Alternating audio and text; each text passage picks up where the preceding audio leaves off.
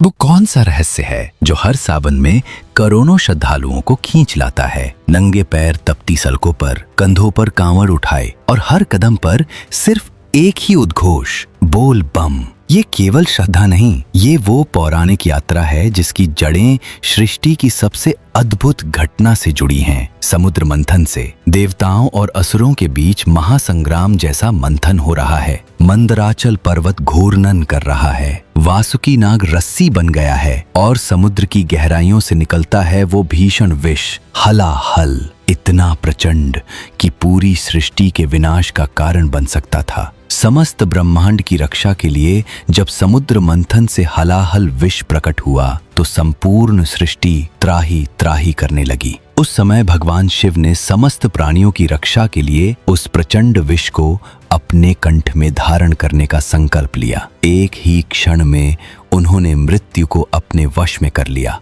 जब वो जलता हुआ विष उनके कंठ में समाया तो उसकी प्रचंड ज्वाला से उनका कंठ धधक उठा और नील वर्ण हो गया। तभी माता पार्वती ने करुणावश तुरंत अपने कोमल हाथों से भगवान शिव के कंठ को पकड़ लिया, जिससे वो विष उनके शरीर में ना फैल पाए। उन्होंने शिव के कंठ को रोका और उस विष को वहीं स्थिर कर दिया, परंतु विष की अग्नि से भगवान शिव का कंठ तपने लगा। उसी समय देवताओं, ऋषियों और समस्त दिव्य लोकों के वासियों ने शिव की वेदना को शीतल करने के लिए गंगा जल अर्पित किया। हिमालय की निर्मल धाराएं और पवित्र जलधारा उनके ऊपर निरंतर प्रवाहित की गई, जिससे विष की ज्वाला को शमन किया जा सके। जब भगवान शिव ने हलाहल विष को अपने कंठ में धारण किया तब केवल देवताओं ने ही नहीं बल्कि पूरे ब्रह्मांड ने उनकी जयकार की। ऋषि मुनियों ने तपस्या शुरू कर दी, आकाश से पुष्पों की वर्षा होने लगी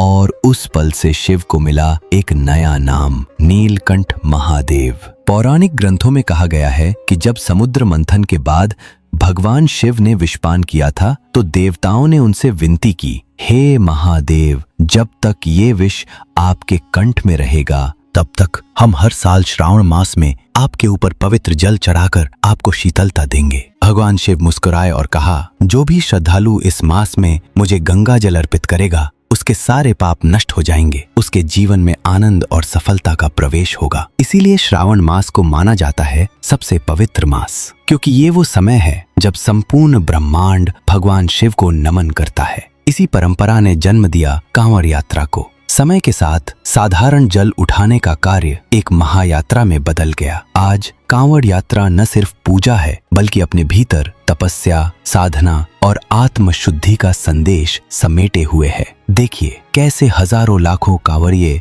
हजारों किलोमीटर पैदल यात्रा करते हैं, तपती सड़कों पर नंगे पांव चलते हैं, सिर्फ एक उद्देश्य के साथ, भगवान शिव का जलाभिषेक। कांवड़ सिर्फ एक बांस की छड़ी नहीं, ये है आस्था की डोरी जो हर भक्त को भगवान शिव से जोड़ती है। हर कदम पर, हर सांस में, हर शब्द में बस एक ही मंत्र गूंजता है, बोल बम, बोल बम। कांवड़ यात्रा का इतिहास सिर्फ श्रद्धा या परंपरा का विषय नहीं, ये सनातन संस्कृति की हजारों वर्षों पुरानी जीवित विरासत है। पुराणों में ऐसे कई प्रसंग मिलते हैं जहां गंगा जल से शिव अभिषेक की परंपरा का आरंभिक स्वरूप दिखाई देता है। त्रेता युग में स्वयं भगवान परशुराम ने महादेव की आराधना के लिए हिमालय से पवित्र गंगा जल लाकर शिवलिंग का अभिषेक किया। श्री राम जी ने भी रावण वध से पहले गंगा जल से महादेव का पूजन किया था। रावण ने भी महाशिव भक्त होने के नाते कैलाश से लेकर लंका तक गंगा जल समर्पित कर शिव पूजन किया। लेकिन कांवड़ यात्रा की सबसे भावुक और सरल शुरुआत मानी जाती है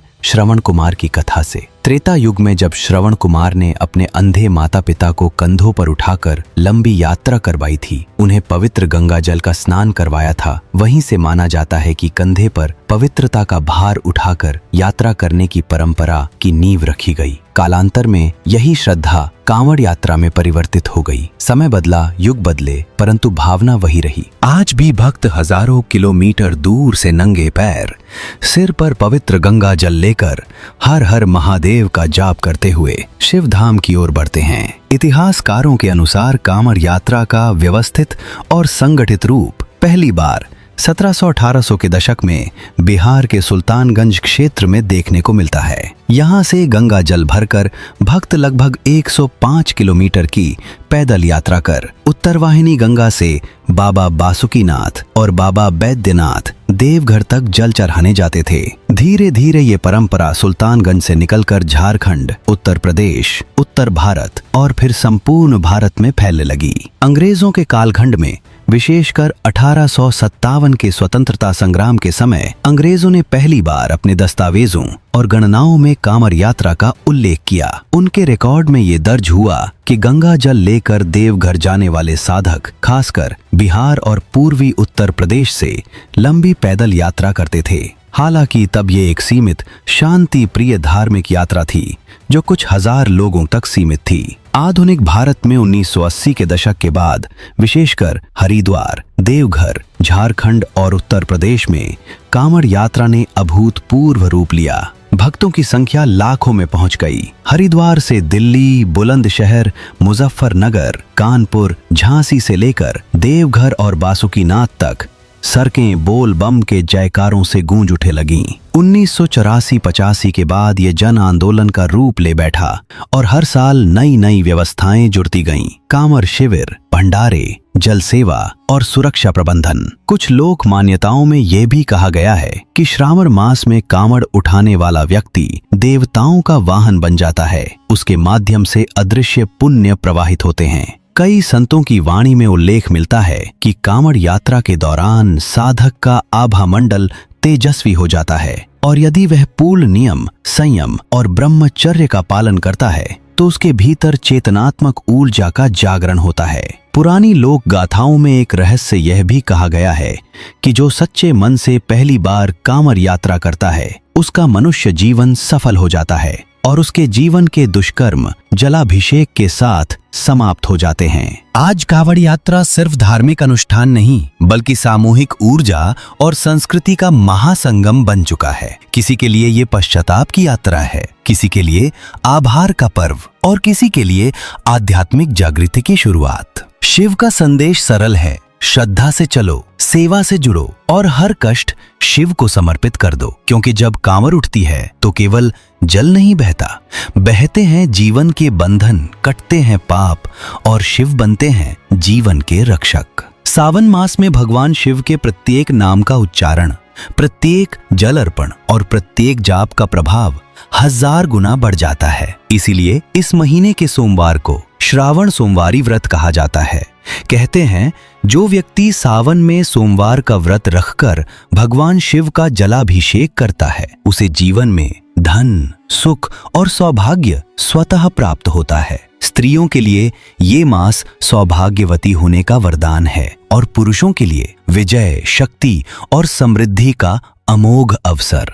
महादेव की कृपा इतनी सरल और इतनी अचूक है कि बस सच्ची श्रद्धा से जल चढ़ाओ और महादेव तुम्हारे हर कष्ट का नाश कर देते हैं। शिव पुराण में बताया गया है, श्रावण मास में शिव की पूजा करने से मनुष्य जन्म जन्मांतर के पापों से मुक्त होता है, रोगों से छुटकारा मिलता है और मृत्यु भय का अंत होता है। इसी पावन मास में वो भयानक और हृदय विदारक घटना घटी थी जिसने संपूर्ण सृष्टि को झकझोर दिया था। यही वो समय था जब अहंकार में अंधे राजा दक्ष ने भगवान शिव का घोर अपमान किया। राजा दक्ष ने विशाल यज्ञ का आयोजन किया और सभी देवताओं, ऋषियों, महर्षियों और ब्रह्मांड के प्रतिष्ठित व्यक्तियों को आमंत्रित किया, परंतु जानबूझकर भगवान शिव को यज्ञ में बुलाना उचित नहीं समझा। उन्होंने शिव जी को तिरस्कृत कर उन्हें यज्ञ से दूर रखा। सती जी जो स्वयं दक्ष प्रजापति की पुत्री थीं और भगवान शिव की अर्धांगिनी थीं, अपने पति का ऐसा अपमान सहन नहीं कर सकीं। उन्होंने अपने पिता के अहंकार और शिव के प्रति घोर अनादर को देखकर असहनीय वेदना का अनुभव किया। अपनी मर्यादा और पति के सम्मान की रक्षा के लिए सती जी ने उसी यज्ञ अग्नि में स्वयं को आहुति दे दी। इस हृदय विदारक घटना के समाचार जब कैलाश पर्वत पर भगवान शिव तक पहुंचे तब उन्होंने अपने भीतर छिपे प्रचंड रौद्र रूप को प्रकट किया। उनके क्रोध से त्रिलोक कंपायमान हो उठा। क्रोध की ज्वाला में शिवजी ने अपनी जटाओं से महाबली वीरभद्र को उत्पन्न किया। शिवजी ने वीरभद्र को आदेश दिया, जाओ उस अधर्मी यज्ञ का नाश करो और राजा दक्ष को उसके अहंकार का परिणाम दिखाओ। वीरभद्र ने अपनी सेना के साथ यज्ञ स्थल पर धावा बोला, देवताओं को परास्त किया, पूरी यज्ञशाला को तहस नहस कर दिया और अंत में राजा दक्ष का मस्तक काट डाला। चारों ओर हाहाकार मच गया। देवता भयभीत हो उठे। यज्ञ ध्वस्त हो चुका था और राजा दक्ष का घमंड चूर चूर हो गया था। इसके बाद सभी देवता, ब्रह्मा जी और ऋषि मुनि भयभीत होकर भगवान शिव की शरण में पहुंचे। उन्होंने भगवान शिव से क्षमा याचना की और विनती की कि राजा दक्ष को जीवन दान दिया जाए। उन्होंने प्रार्थना की, हे महादेव, आप करुणा के सागर हैं, कृपा करिए और दक्ष को जीवन दान दीजिए। भगवान शिव का हृदय करुणा से पिघल गया। क्रोध शांत होने पर उन्होंने कहा, राजा दक्ष का अहंकार उसके विनाश का कारण बना, परंतु अब वो अपने अपराध को समझ चुका है। मैं उसे पुनः जीवन प्रदान करूंगा, लेकिन उसका स्वरूप बदल जाएगा ताकि वो अपने जीवन भर इस घटना को स्मरण रखे।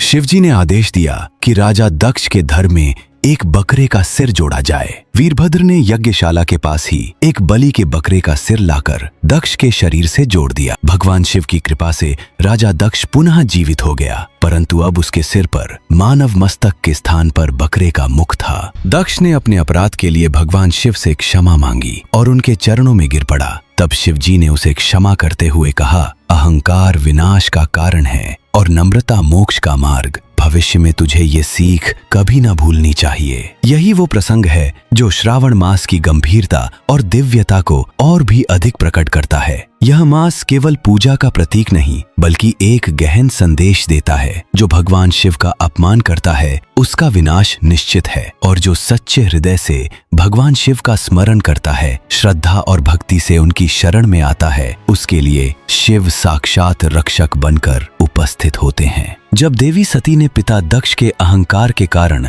स्वयं को यज्ञ अग्नि में आहुति दी थी, शिवजी शोक में डूबे, संसार से विरक्त हो गए। पूरे ब्रह्मांड में सन्नाटे का साम्राज्य फैल गया। लेकिन समय की धारा फिर मुड़ी और सती का पुनर्जन्म हुआ, देवी पार्वती के रूप में।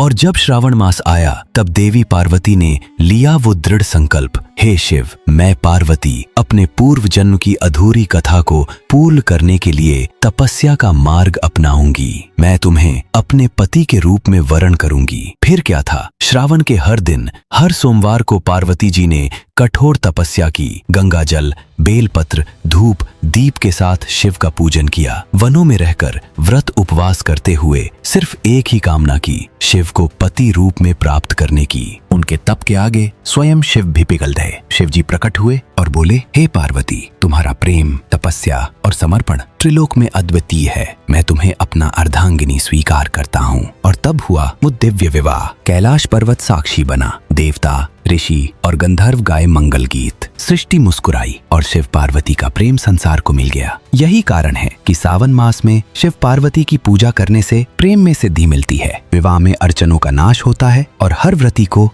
शुभ फल की प्राप्ति होती है। श्रावण मास की महिमा यहीं खत्म नहीं होती। इसके गर्भ में छिपी है एक और अद्भुत कथा, मार्कंडे ऋषि की अमरता की कथा। मार्कंडो ऋषि के घर जन्मे थे एक तेजस्वी पुत्र मार्कंडे, किंतु भाग्य में लिखी थी केवल 16 वर्षों की आयु। जैसे जैसे काल बढ़ता गया, मृत्यु की घड़ी समीप आती गई और फिर आया वो दिन जब स्वयं मृत्यु के देवता यमराज अपने दूतों के साथ मार्कंडेय को लेने धरती पर उतरे। लेकिन उस समय कौन सा मास था? श्रावण मास। मार्कंडेय ऋषि उस पावन मास में भगवान शिव का कठोर व्रत और तप कर रहे थे। उनके हृदय में शिव का निवास था और कंठ से निकल रहा था, ओम नमः शिवाय, ओम नमः शिवाय। जब यमदूत उन्हें पकड़ने आए, मार्कंडेय दौड़कर शिवलिंग से लिपट गए। स्वयं यमराज ने फंदा डाला, लेकिन तभी प्रकट हुए नीलकंठ महादेव। त्रिशूल उठाया और बोले, मेरा भक्त श्रावण मास में तप करता है, उसका कोई बाल भी बाका नहीं कर सकता। यमराज झुक गए और मार्कंडेय को चिरंजीवी होने का आशीर्वाद मिला। मार्कंडेय अमर बन गए, मृत्यु पर विजय प्राप्त कर ली, सिर्फ श्रावण मास की शिव पूजा के प्रभाव से। इसीलिए कहा गया है, श्रावण मास में सच्चे मन से शिव का स्मरण करो तो मृत्यु भी तुम्हारा कुछ नहीं बिगाड़ सकती। जब श्रावण मास का आगमन होता है तब स्वयं कैलाशपति भगवान शिव अपनी गहन समाधि से बाहर आते हैं। वे हिमालय की ऊंचाइयों से उतरकर सीधे धरती लोक की ओर प्रस्थान करते हैं। पर वे कहाँ आते हैं? अपने ससुराल देवराज इंद्र के स्वर्गलोक में, क्योंकि माता सती और पार्वती दोनों ही देव कन्या थीं और भगवान शिव आदर पूर्वक प्रत्येक श्रावण मास में अपने ससुराल पधारते हैं। उनके स्वागत में संपूर्ण स्वर्गलोक पुलकित हो उठता है। देवगण पुष्प वर्षा करते हैं, अप्सराएं नृत्य करती हैं, गंधर्व मधुर गान करते हैं, स्वयं इंद्रदेव भगवान शिव का गंगा जल से अभिषेक करते हैं। चारों दिशाएं ओम नमः शिवाय और हर हर महादेव के दिव्य उद्घोष से गुंजायमान हो उठती हैं। केवल स्वर्गलोक ही नहीं, समस्त त्रिलोक, देवता, ऋषि, मुनि, गंधर्व, यक्ष और मानव समाज सभी भक्त अपनी श्रद्धा से भगवान शिव का जलाभिषेक करते हैं। गंगा जल, बेलपत्र, धतूरा, आख, भांग ये सभी तत्व सृष्टि के पंच महाभूतों का संतुलन साधते हैं और शिव जी को अतीव प्रिय हैं। श्रावण मास का विशेष महत्व इसी बात में छिपा है। यही वो समय है जब भगवान शिव स्वयं लोकों में विचरण करते हैं। वे भक्तों के समीप होते हैं। उनकी एक पुकार, एक प्रार्थना भी सीधे शिव जी के हृदय में स्पंदन करती है। कहा गया है, श्रावण मास में जलार्पण मात्र से जन्म जन्मांतर के पाप समाप्त हो जाते हैं। ओम नमः शिवाय का उच्चारण स्वयं को शिव से जोड़ देता है। भक्ति में जो सच्चा है, श्रद्धा में जो अडिग है, वह शिव का अनंत आशीर्वाद प्राप्त करता है। श्रावण मास को केवल भगवान शिव का प्रिय मास कहना, इसकी महिमा को सीमित कर देना होगा। शास्त्रों के अनुसार श्रावण मास से लेकर कार्तिक पूर्णिमा तक का समय संपूर्ण ब्रह्मांड की बागडोर शिव जी के हाथों में होती है। पुराणों में वर्णित है कि वर्ष में यही 4 महीने होते हैं जिन्हें चतुर्मास या चौमासा कहा जाता है। जैसे ही आषाढ़ पूर्णिमा समाप्त होती है, भगवान श्री हरि विष्णु योग निद्रा में लीन हो जाते हैं। वे संसार की गतिविधियों से विरक्त होकर गहरी तपस्या और समाधि में चले जाते हैं। जब पालन करता विष्णु निद्रा में होते हैं, तब ये संपूर्ण सृष्टि, उसका संचालन, उसका संरक्षण, सब कुछ शिव के संरक्षण में आ जाता है और पूरे ब्रह्मांड की धुरी महादेव के त्रिशूल पर टिकी होती है। इसीलिए चातुर्मास में विशेषकर श्रावण मास को अत्यधिक पावन, शक्तिशाली और मंगलकारी माना गया है। इस मास में भगवान शिव न केवल त्रिलोकी के रक्षक होते हैं, बल्कि भक्तों के हर संकल्प के साक्षात सिद्धिदाता भी बनते हैं। इसी कारण देवों के देव महादेव की पूजा का महत्व कई गुना बढ़ जाता है। कांवड़ यात्रा सबसे पवित्र साधना का रूप ले लेती है। सोमवारी व्रत भगवान शिव की कृपा का सर्वोत्तम और सरल मार्ग बन जाता है। हर दिन शिव नाम का स्मरण मोक्ष की ओर कदम बन जाता है। श्रावण मास केवल पूजा का पर्व नहीं, यह आत्मशुद्धि, तपस्या, त्याग और आत्मिक उत्थान का विशेष समय है। जो इस मास में सच्चे मन से महादेव का जलाभिषेक करता है, शिव नाम का जप करता है, वह न केवल अपने जीवन के बंधनों को काटता है, बल्कि अनंत पुण्य का भागी बनता है। श्रावण मास ब्रह्मांडी संतुलन का काल है, जब शिव स्वयं सृष्टि के रक्षक, पालन करता और संहार करता तीनों रूपों में प्रकट होते हैं।